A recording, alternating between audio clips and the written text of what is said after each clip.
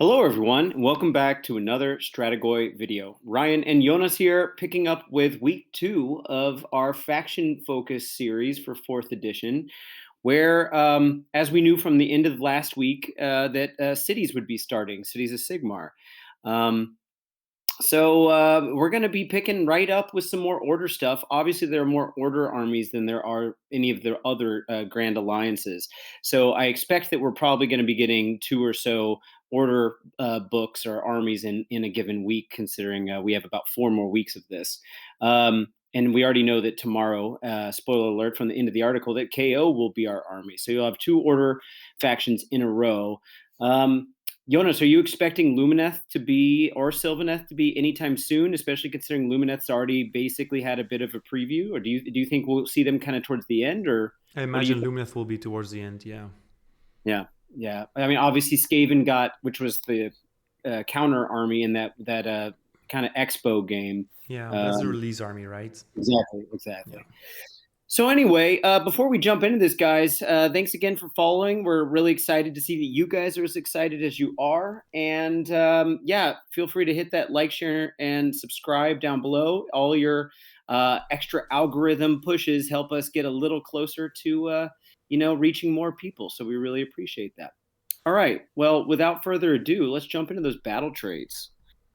Um, so anyone that's familiar with how cities plays now that they got their new book about, I guess that was in around September or so, depending on when you consider the start. We always, with the last few books, armies, we've been starting with a limited edition book and then waiting about a month or two until the standard edition of the book comes out, which is often when it officially becomes legal. So it becomes a little fuzzy when the actual starting point is. But um, the new rules that we had were centered around a system called the orders system, I suppose, where you had 2 orders that could be given to any units in the army, and then 3 for humans and 2 each for elves, 2 each for, or I should say elves and then dwarves. So it was a kind of complicated system where you put down at the beginning of the battle round your tokens kind of in secret face down next to each of your heroes, which could each give one, and then you'd flip them over at some point in the battle round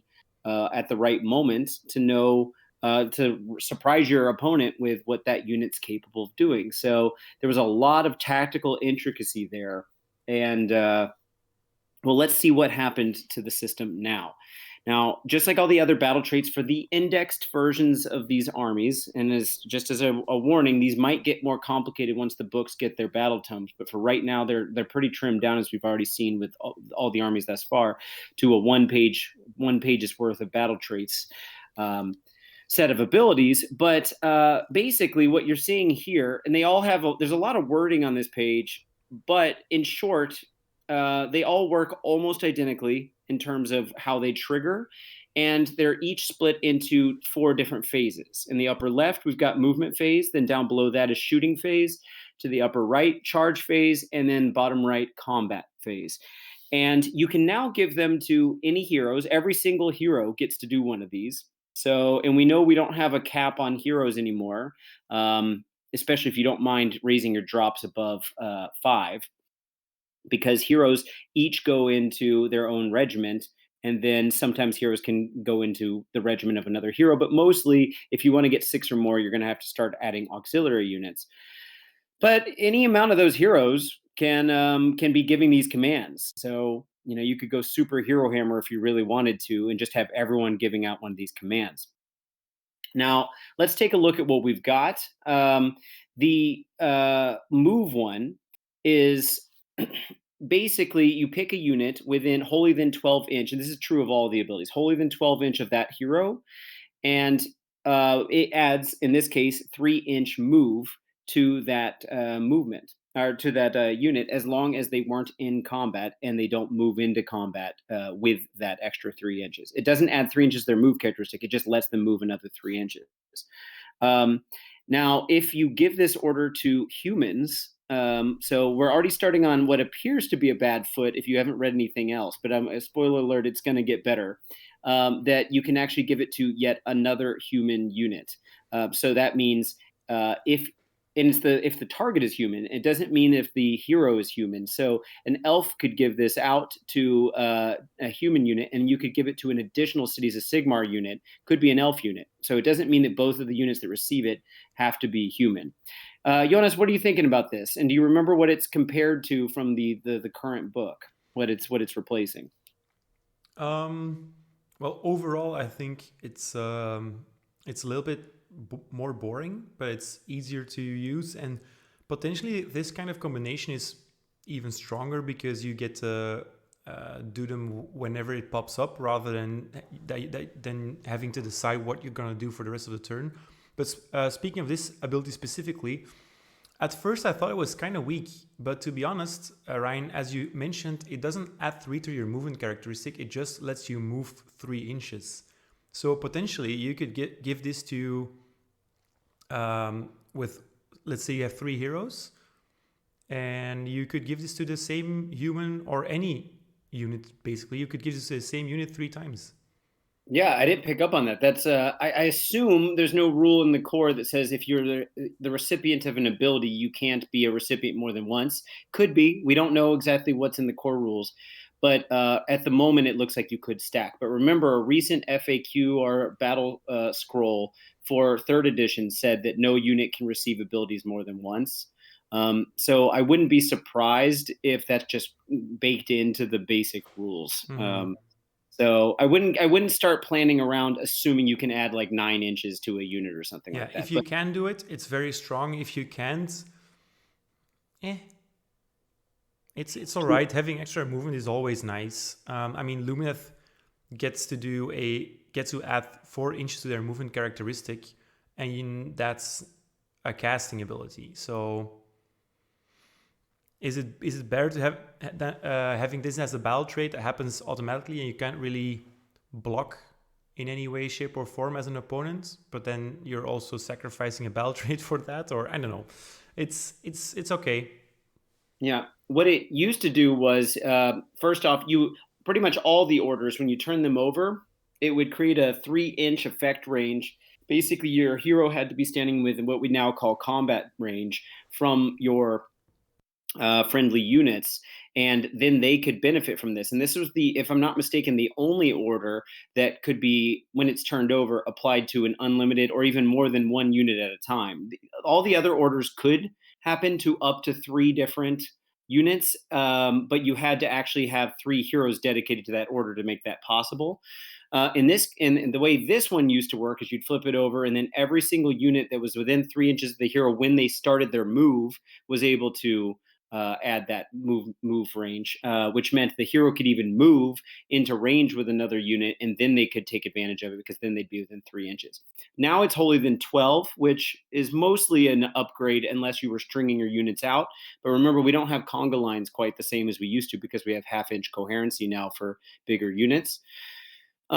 And of course, this one does kind of let you hit more than one unit because as long as your the original target is human, then you can pick other units too. So that kind of means that the hero and the human unit can both let themselves move. It means that the heroes could just all have this and then hit a human unit first and then pass it on to a non-human unit, and then most of your army is moving forward. So it might ultimately end up playing about the same, but on the surface of things, it kind of looks like a side grade or maybe even a nerf. Any thoughts on that before we move on to the shooting one? No, I agree. I'm not actually sure whether it's a nerf because the way that you interact with this is so much more reactive, I guess.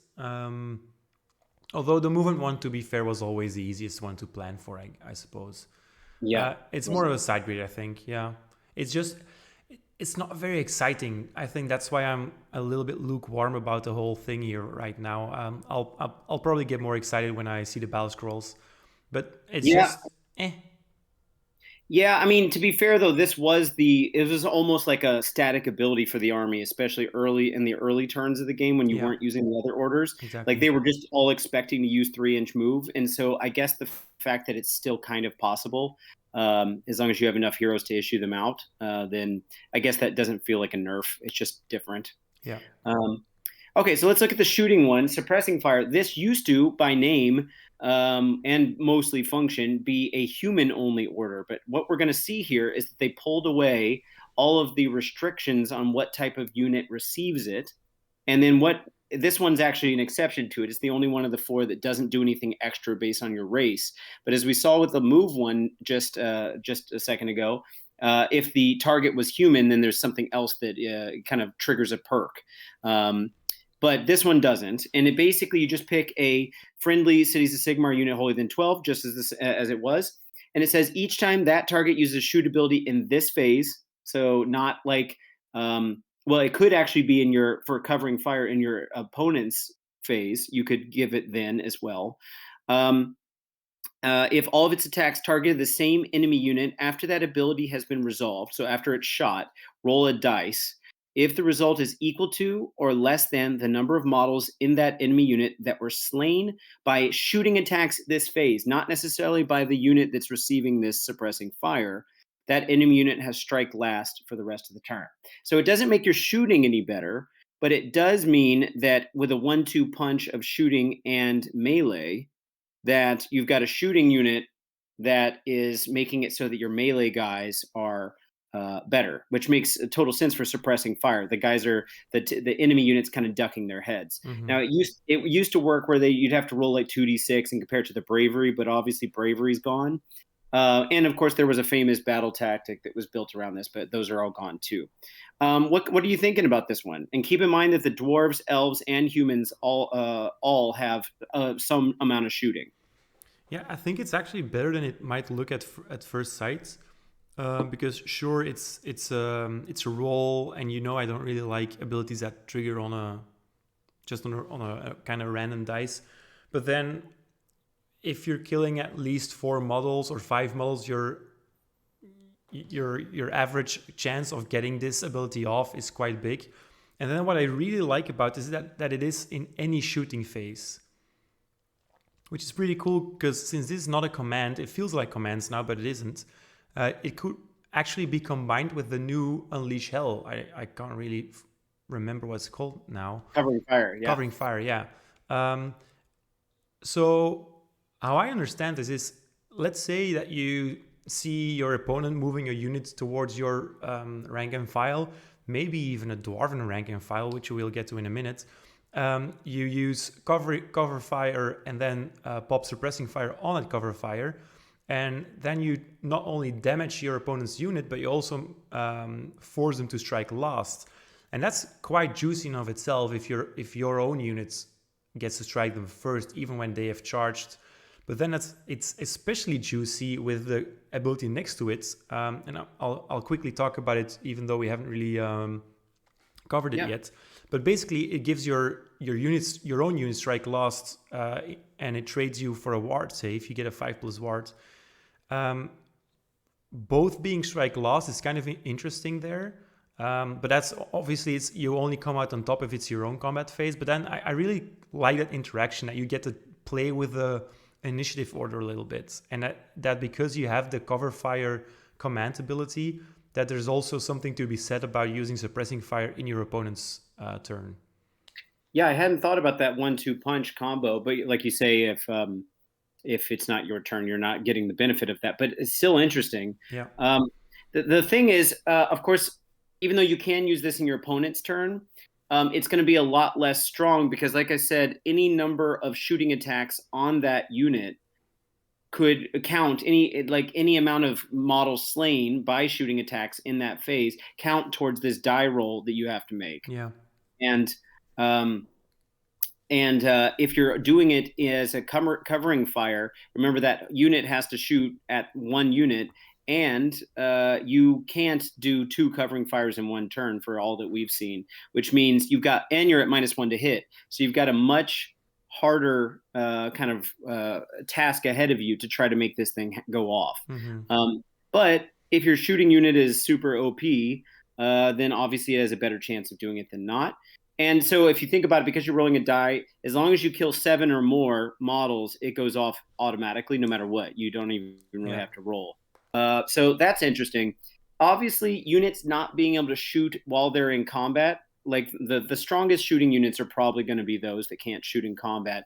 And so one way to kind of turn this whole thing off is to make sure those units are tied down somewhere. Yeah. So yeah. Yeah. It automatically triggers on a 6, right? Because if the result is equal to or less Oh, than the number of models. right. You're Yeah. right. You're right. I Yeah. was thinking just less. Yep. And Good catch. also, interestingly, it says each time the target uses a shoot ability, and obviously most of the time you only get to use your shoot ability once. But I can't really imagine an army with this, with as many shooting attacks and shooting units as the cities have, that there will be some kind of ability that allows you to shoot twice, right?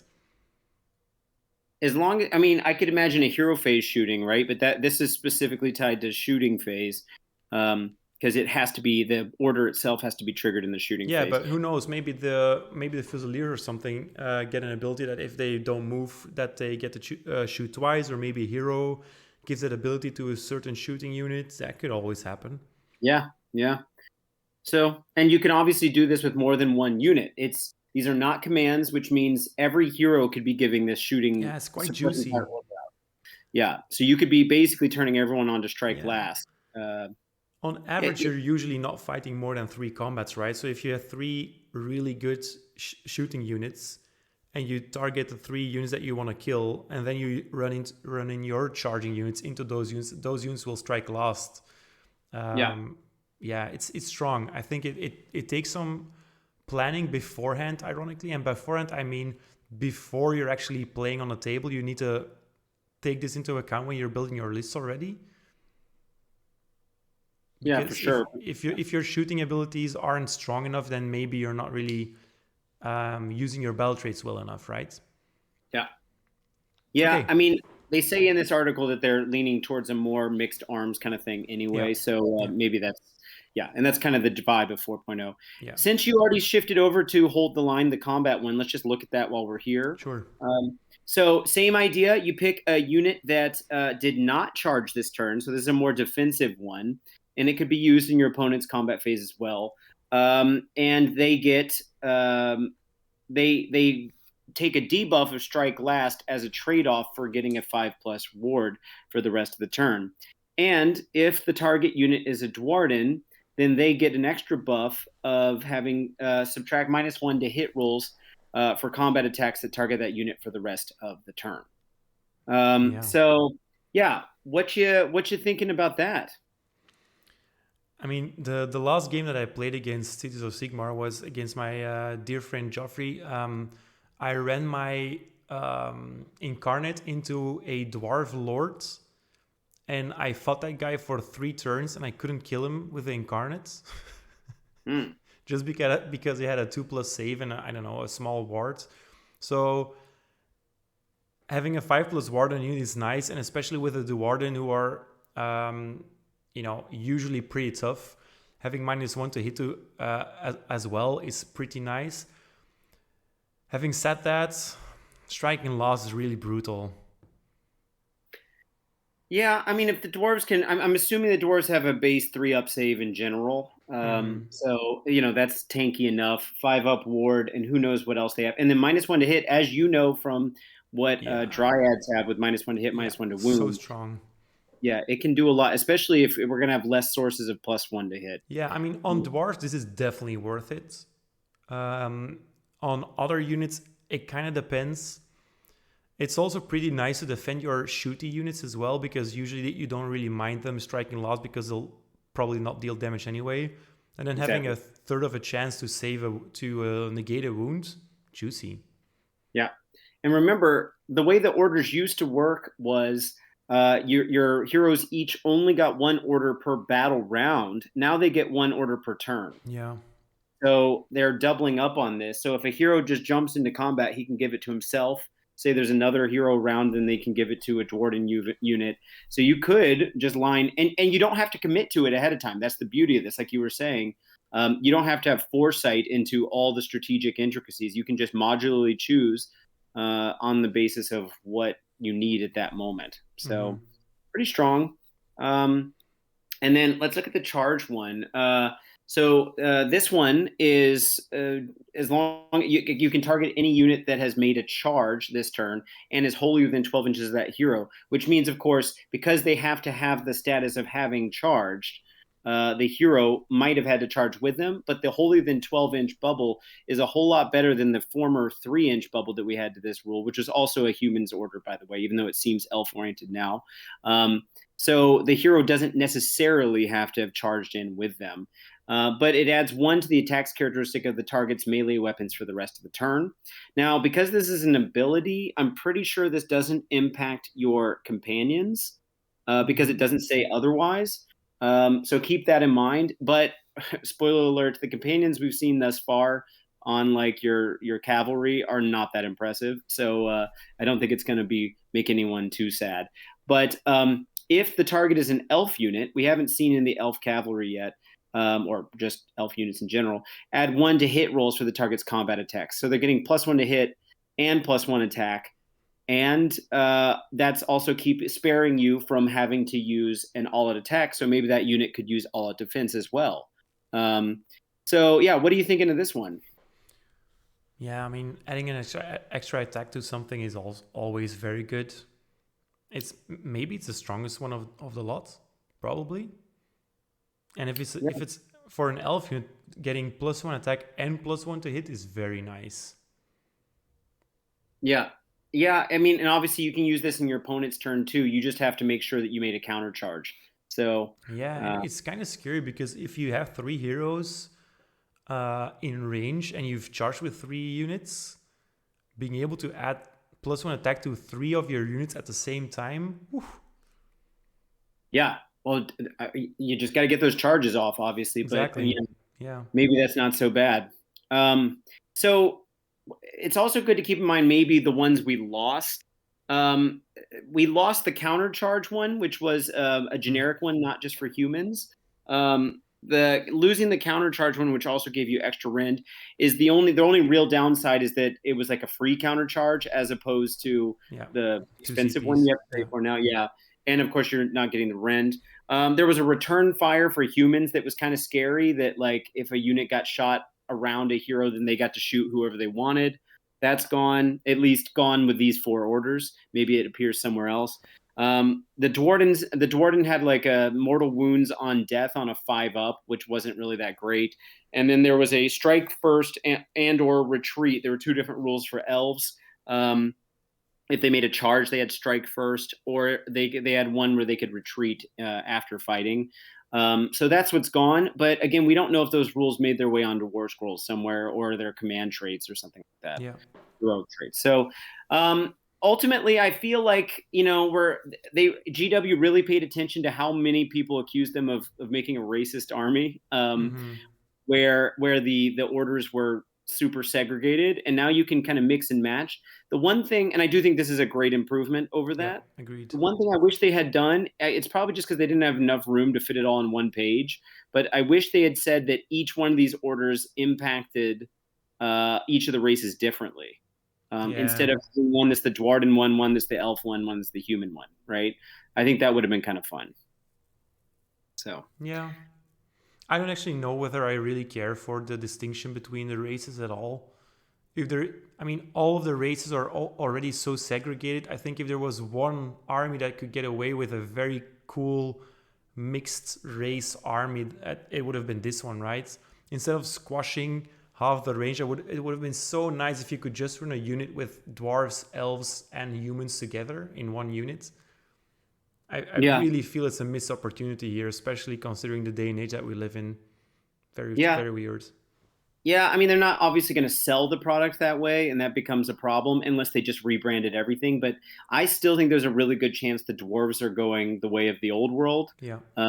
And with that, like Hashut, whatever stuff we saw, the kind of lore leak, I have a feeling maybe regular dwarves are going away, and we'll just have KO and Fire Slayers for the good guys, and then Chaos dwarves for the bad guys.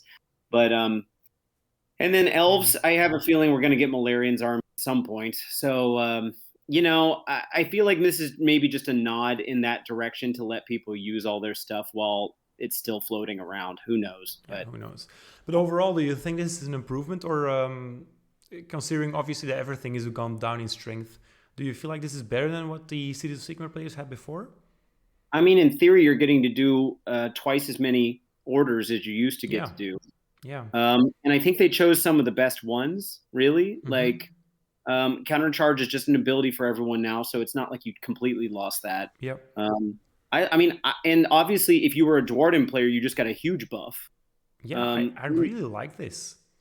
Yeah. I mean, So especially if you want to play a mixed army, this is so much better than how things were before. yeah, like yeah, And as you said, all of these abilities are good.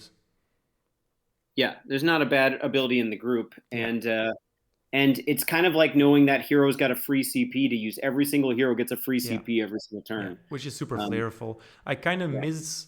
I just really like the design of placing your orders face down because it's cool and it reminds me of trap cards from Yu-Gi-Oh. yeah, yeah, But usually it wasn't that surprising anyway. What they place beside their units.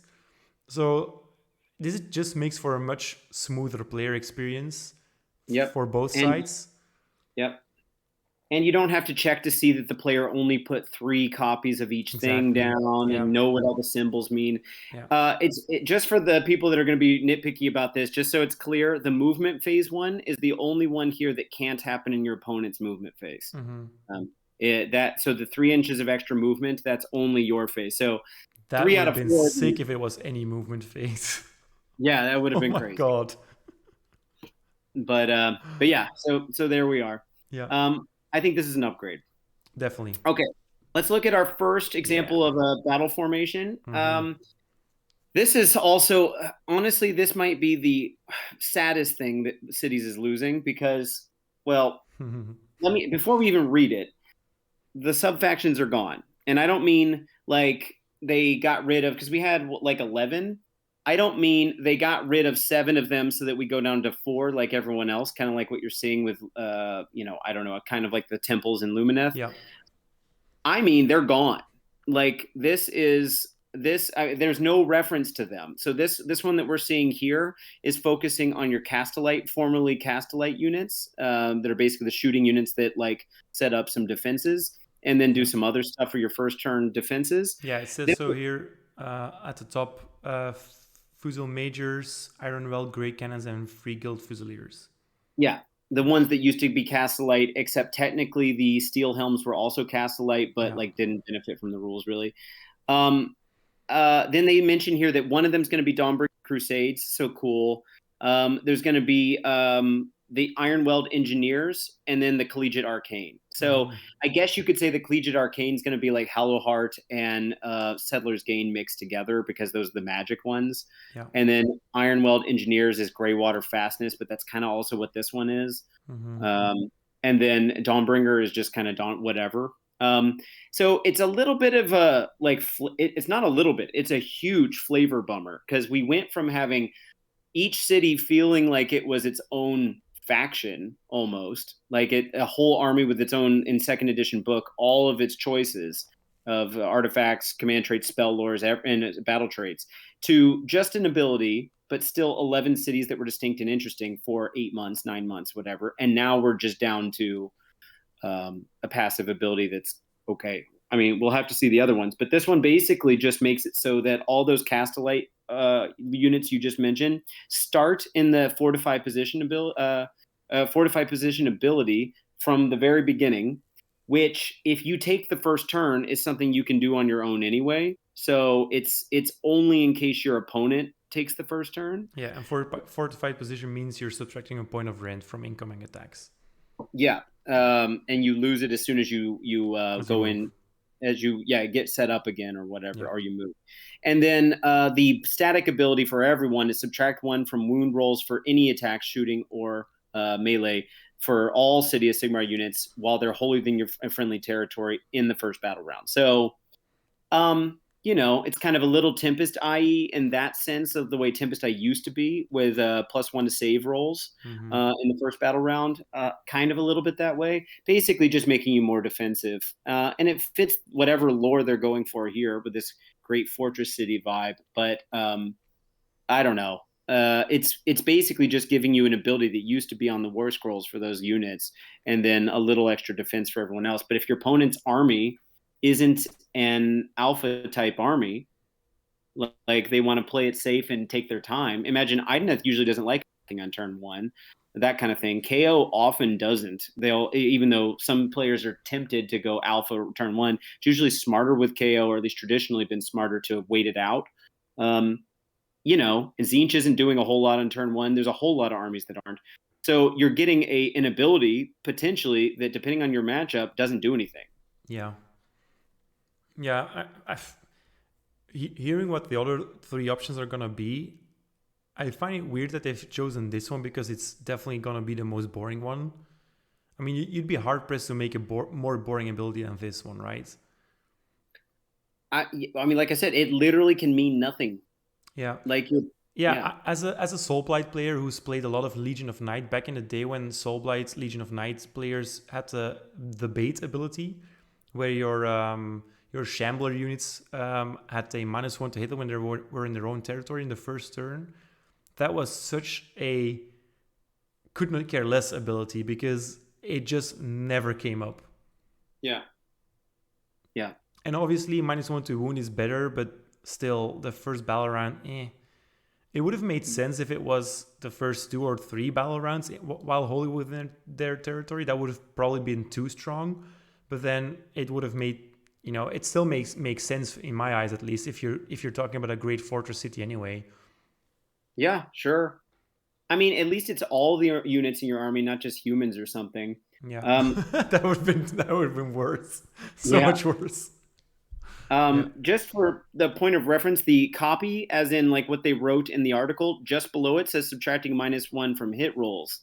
Subtracting 1 from hit rolls. So I think that's just a improperly written copy, and they were maybe going with that Dwarden ability that we saw, and they just got confused. But I'm assuming this is a literal copy paste from the book itself or the PDF itself, so that it should actually be -1 from wound rolls. Yeah. But which is actually, I think, usually stronger because there aren't as many buffs to wound. But again, it might not mean anything if they don't have alpha shooting or melee. Then it means nothing, right? So. Yeah, and I can only, even if you're playing a full shooting army, I do really wonder whether you're still not going to be better off using the Dawnbringer Crusades, because even this little tidbit here below says granting them an extra some movement boost in the early battle. That's almost always better than what we're seeing here for Bulwark Zone, right?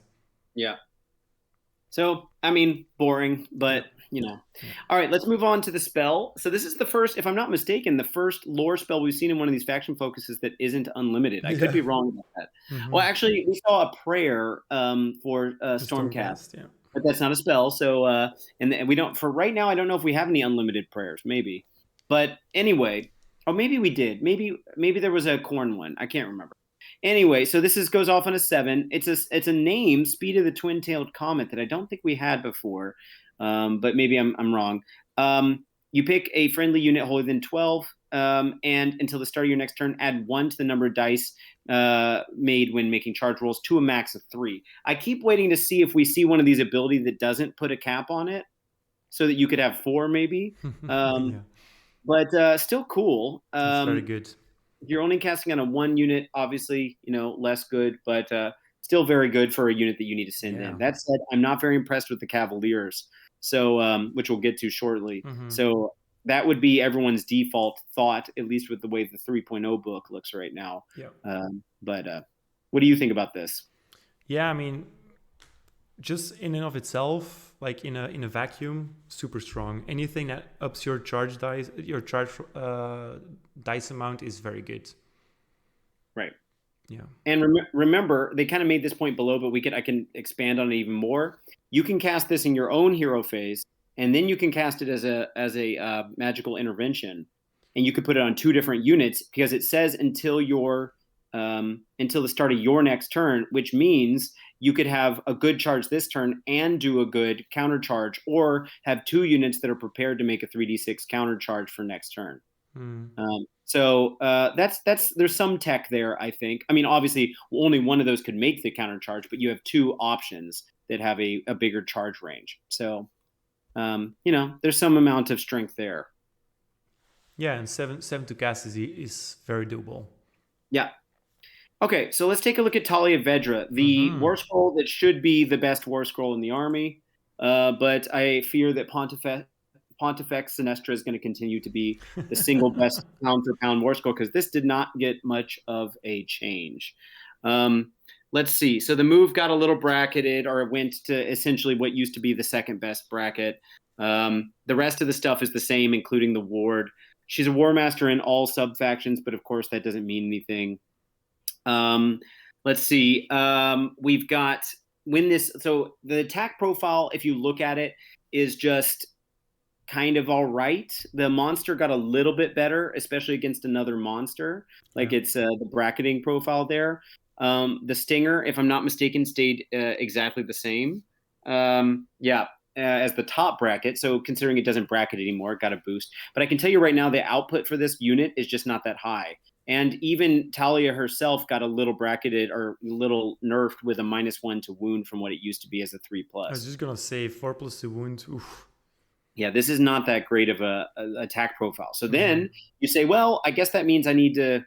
They're going to put some value down below because this model is amazing, and if they don't make this points value cheap enough to make it worth it, I think it's too like because when are we going to get this battle tome? Who knows?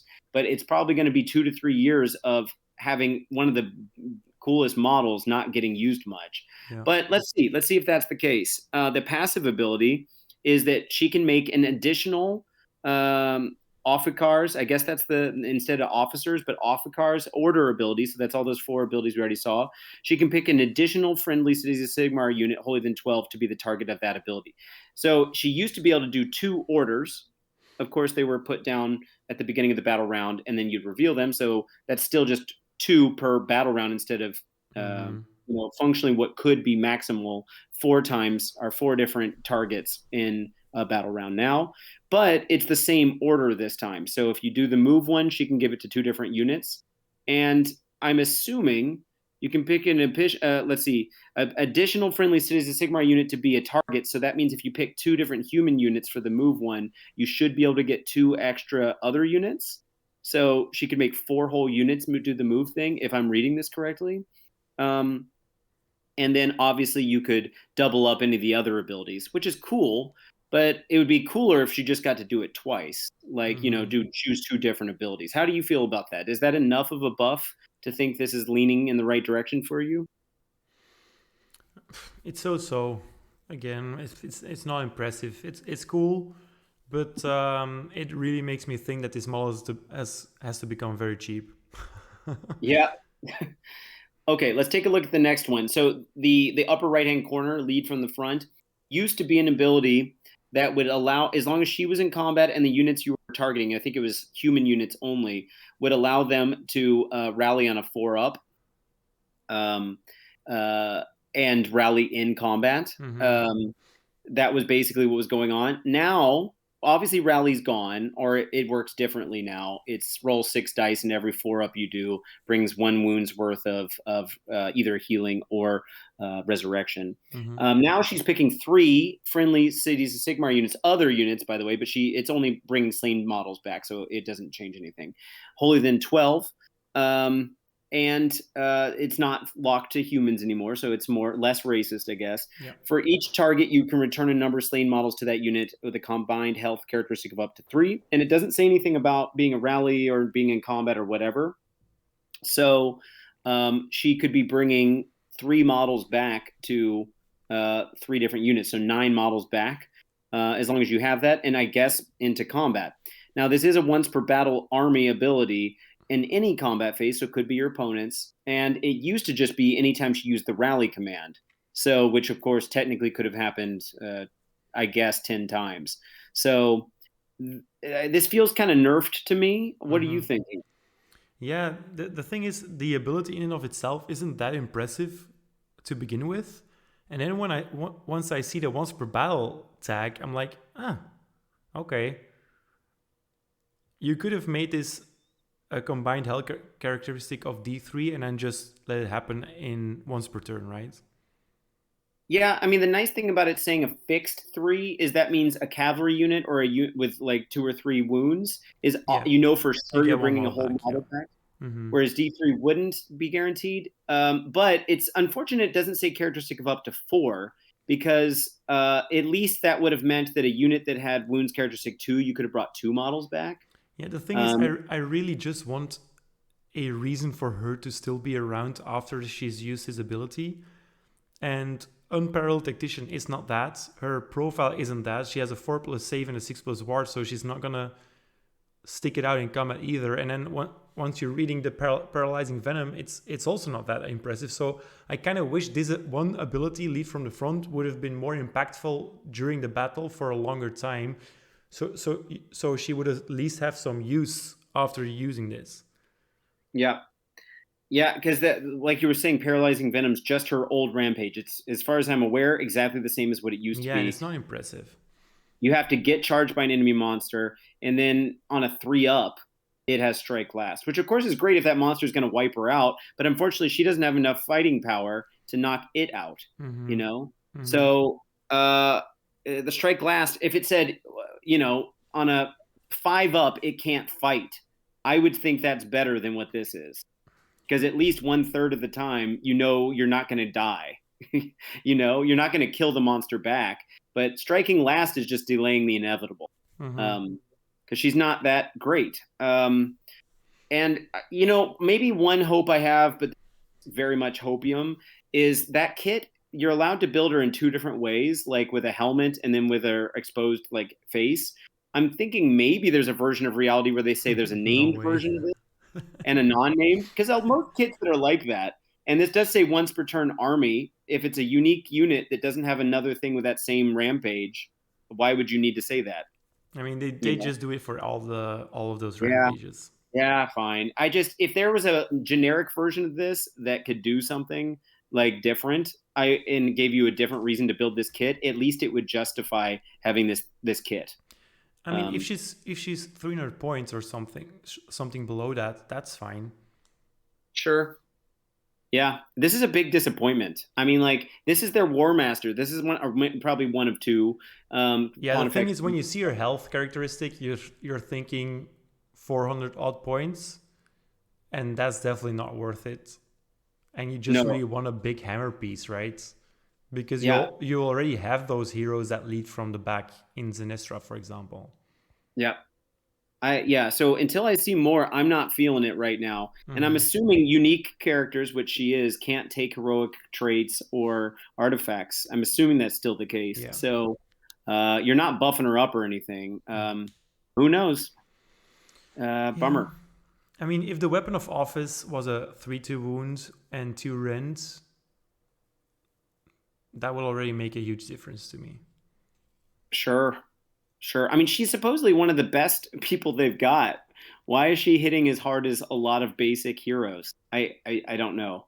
Mm-hmm. I mean, more attacks, but a 3+4+ is cutting it down by a third, the output. So it comes out to a Yeah. um, 4 wounds at -1, 4 rolls that they're going to saves. They're going to have to make it -1 on Mm-hmm. average. Just not that good. And there's no ability. Why isn't there at least auto wound or crit mortals Yeah, or it's also something? just a weapon of office, right? It's not a special sword or anything. So I almost get why, but God, I don't know. It's a little bit Yeah. boring, and this unit is gonna get hammered by -1 to hit. Oh, sure.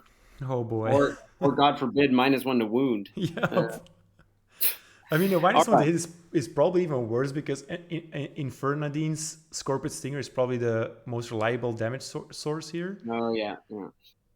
Hitting on a 5 is brutal with only 2 attacks. I just want to point out what we were saying about either Krondus, his profile, or that Oh of wow, yeah. Lord Screech. Mm. If Talia is anywhere near their point value and still has all the rest of these things the same, of course, it's not going to even be a night. It's like it's going to be a no-brainer. Those scrolls are way better. Yeah. You know. I would kind of compare it with Severith. Okay. He has Yeah. less wounds and more of a impactful profile, I think, but less sturdy. I'm like, they could cost an equal amount in my eyes. She's definitely Yeah. not on the level of Cronus or what's his face, Or Screech. Screech. Yeah, she's more like a buffed up Yndrasta or something. Oh, Andrasta does way more damage. Yeah, I mean buffed up by Yeah. health Oh, norms. sure. Yeah, Yeah, but then Andrasta's got a 5 5 plus plus ward, ward. which Yep. doubles the That's amount that's of. why I'm saying that they're in the same health, the same cost pool for me, because they're so alike in what they do. I don't know. Super disappointing. Yeah, yeah.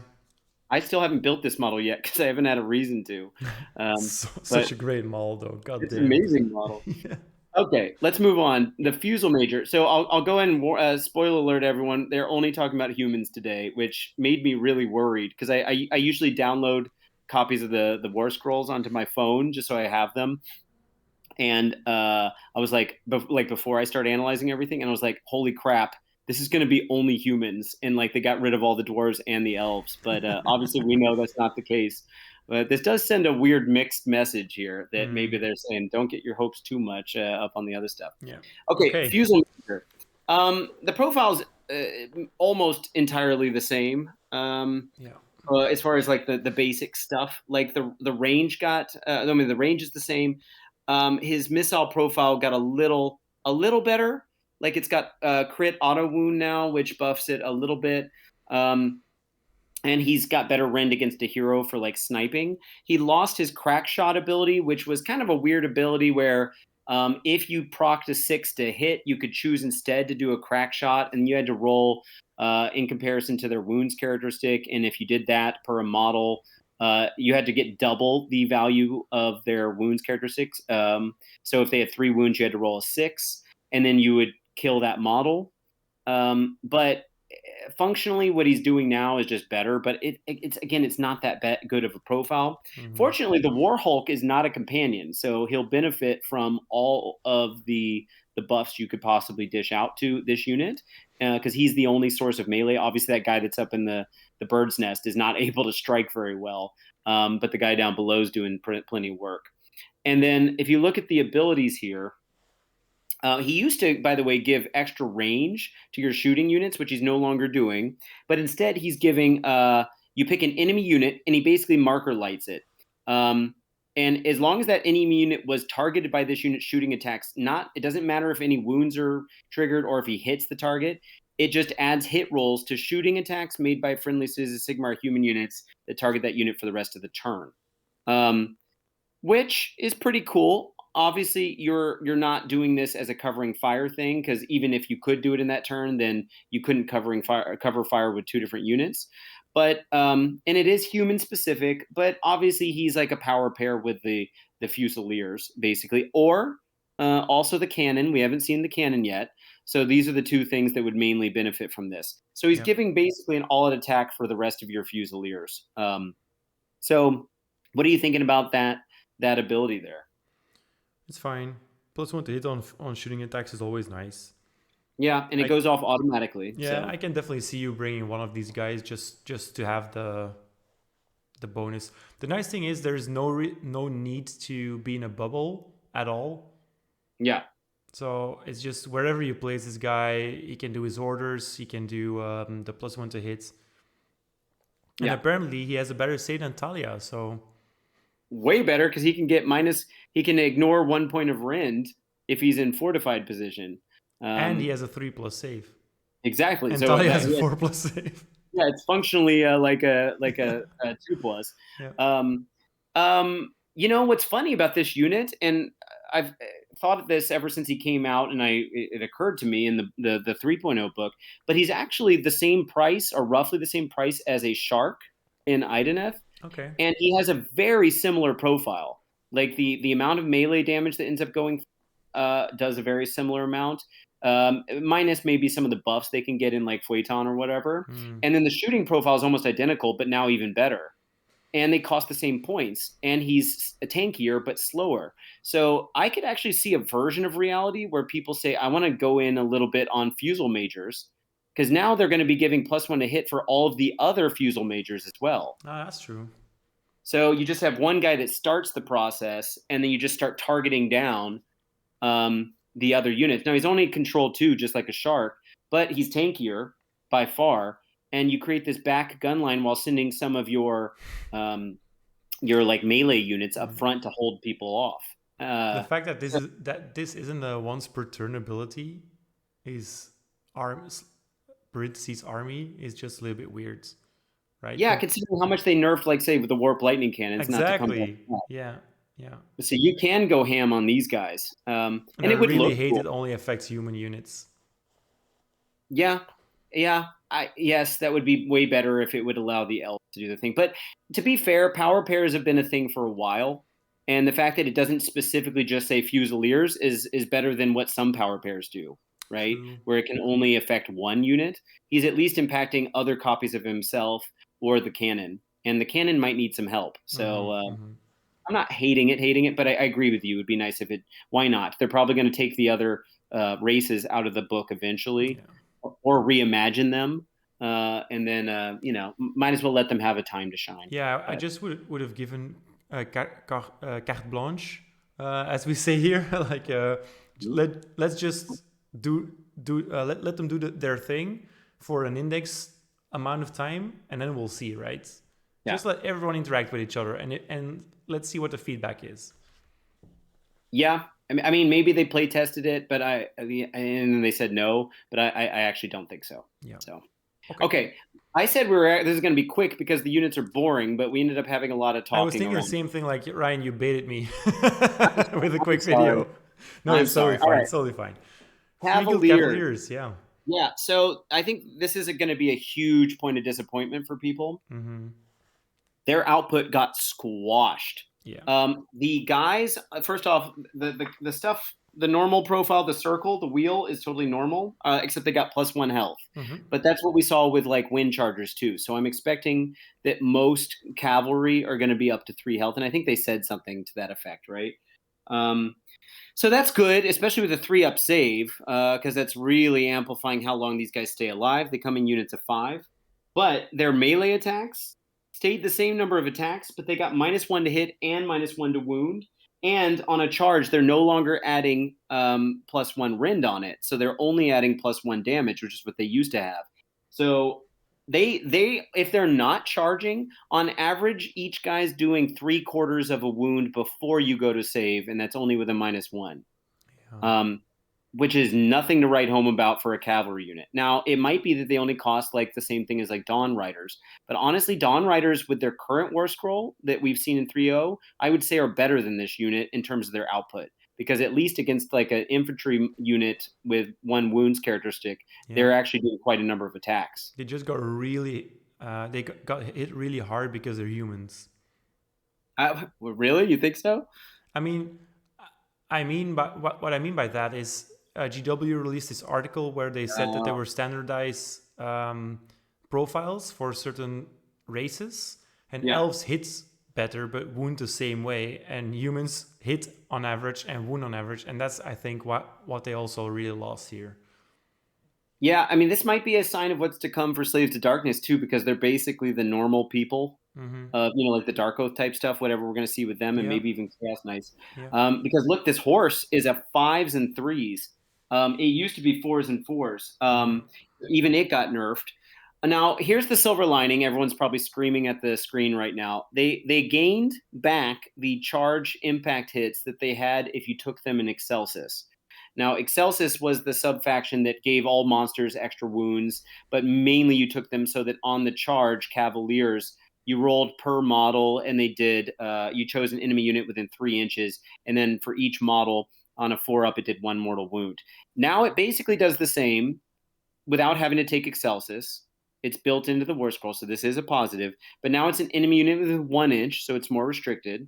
And it says roll a dice for each model in this unit that is in combat. And I'm actually really happy about this wording change because you used to see big blocks of, say, Boingrot Bounders. One guy would make contact with the target, and you'd have a whole string of guys that weren't anywhere near them, and then you'd roll 4-up for each one of the Bounders, even if they weren't near. Now they've made it so that at least it makes sense that each one of the models that's in combat gets to do this, but if you're stringing them out for some reason, they don't. But it's good to know they don't have to be in combat with the target unit. They just have to be in combat. Mm-hmm. So you could string them out into another unit, and then they'd still count for targeting the one unit that you choose.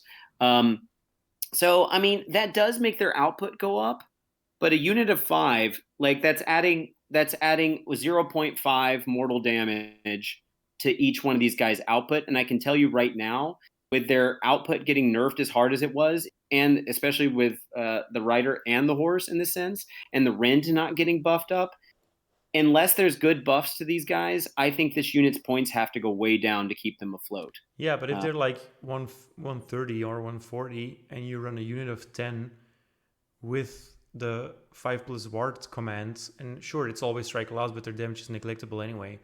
yes. Um, 3 plus save with all out defense and a 5 plus ward and 30 wounds. 3 wounds. Yeah, 30 wounds. That's not bad. No, but remember, they are the replacement, the spiritual replacement for what's it Demigryphs. called? Demogryphs. Yes, Yeah, and so that Demogryphs that actually. that spirit that spirit is gone.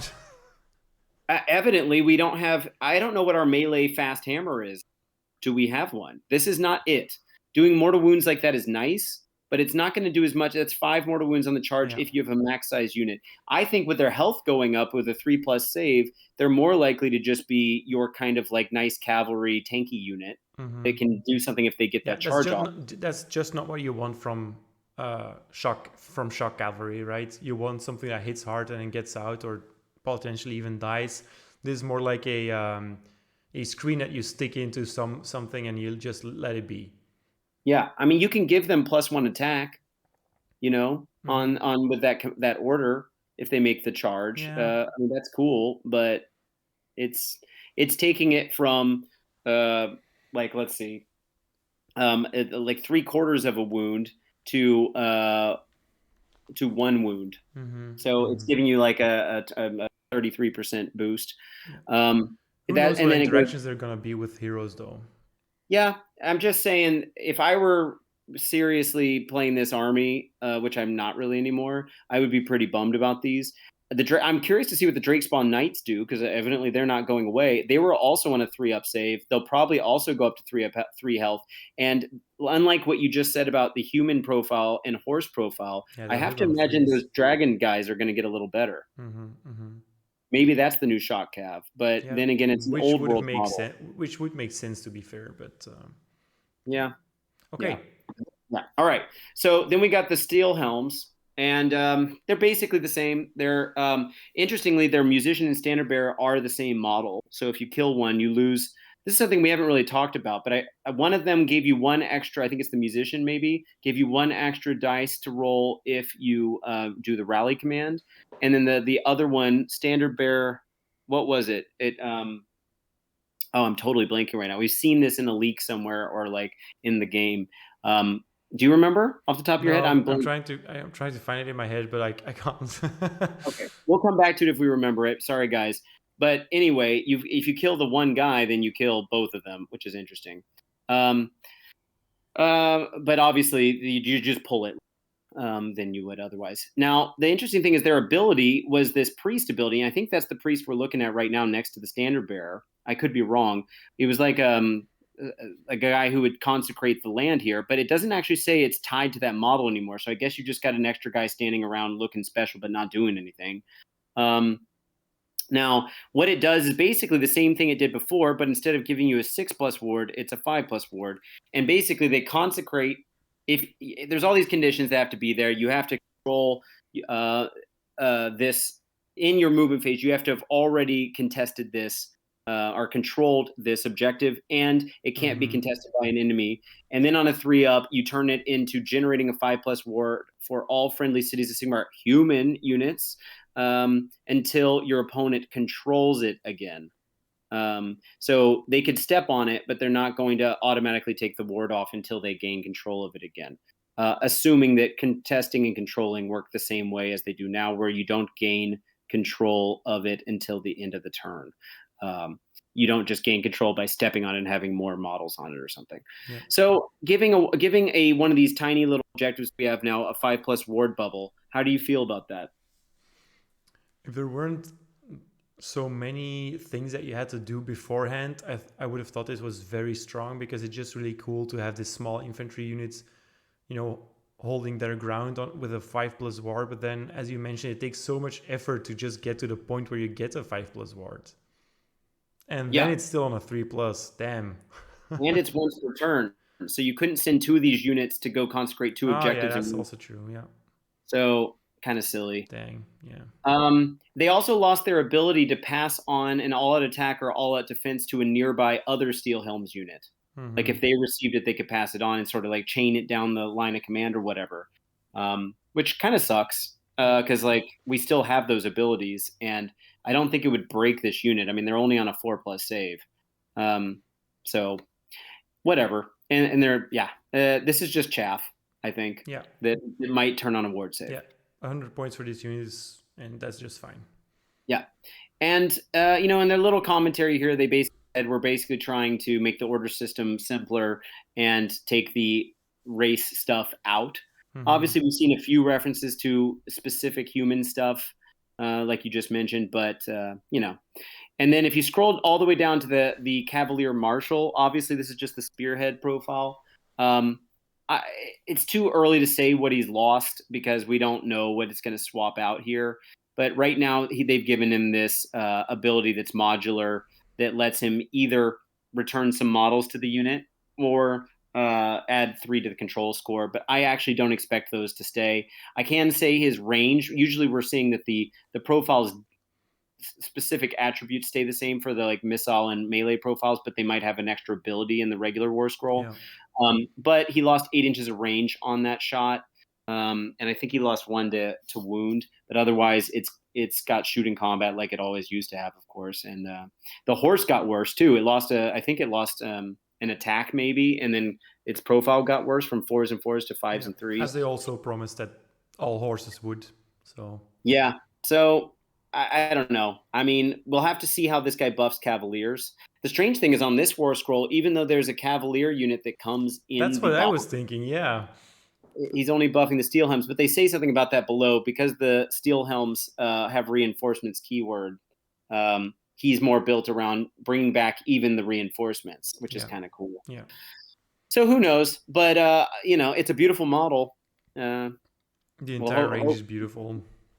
yeah, it's a great range, but I'm feeling like they kind of gutted the city's vibe in general. Like I don't know if this is inspiring me to play the army. It really depends on how the rest of the army works together.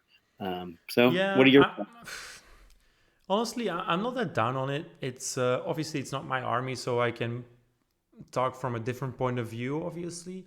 But I think if you were happy to combine units and races, I think you'll be happy with these changes because it just makes your life so much easier.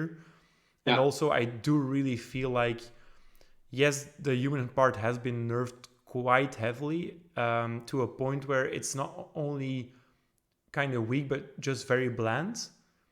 But on the other hand, it was so overpowering compared to the other parts of the army, right? It was so obviously that the new stuff had the new toys, had the new cool abilities, and the elves and the dwarves were just kind of boring. yeah, and this I mean I've complained about it enough, but this used to be the list building army. If you Yeah, had to pick one army that had the most flexibility with coalition stuff, yeah, we still don't know what coalition allies do anymore, but um, this is I mean you can mix and match better, so I guess it's gone a little bit closer, but then the cities are gone. Like what I would have the loved seeing something about allies or coalition their battle traits, because that yeah, would have been the army to do it with. of course. Yeah, or storm at least having Stormcast be a part of it because that's part of their story. Yeah, Who knows? maybe it's a But Dawnbringers Crusade thing. Who knows? I will give a warning thing. Yeah, it could be. I will a warning message to people out there that are going to be incentivized to be into the dark elf stuff and the dwarf stuff. Um, buy with caution, even though they're not part of the squatted models right now. And what they said when they made the squatting article was this is what's immediately going away, and then there's like a clock that it's going to be officially gone 1 year from now. Mm-hmm. Um, and they didn't list this stuff, that doesn't mean that they can't squat anything in any of the battle tomes in fourth edition. So just like they got rid of the Phoenix Temple stuff and some of the other elf units when they made this Yeah. book, they might do it again in the middle of fourth edition. And yes, they're making it easier to play with your dwarves and elves again with these more flexible, less racist command or the order system. They might very well, especially with the dwarves, send them just to old world. So be prepared to rebase those guys and or maybe play old world. I'm going to be playing dwarves in old world, so I don't have a problem with it, but I understand why this might be a feel bad, and just buy with caution. Or proxy or stuff, it would be the time to combine your elves with your Thunderer dwarves and your Fusiliers and just play them as a mixed bag of Fusiliers. Yeah, sure. I don't think anyone's going to stop you at a tournament from doing that, as long as your units are mostly what you see is what you get, in the sense that they're not confusing. Would be super cool. Anyway, Ryan, do you want to take us out here? Yes. Thank you guys once again. I hope you guys are enjoying these faction focuses. Again, if we get anything wrong, we'll try to post it in the comments. We're shooting these out as quickly as we can. I do my best to keep the details right, but it's just inevitable. I'm going to say something stupid at some point. So go easy on us in the comments. Jonas, thanks again for squeezing this one in. We got KO tomorrow. Maybe we can squeeze one of those out. Who knows? Yeah, maybe. But guys, we'll be keeping you up to date as we can get to it. In the meantime, guys, just hit up the comments, join the Discord, and until the next time, Ryan and Jonas out.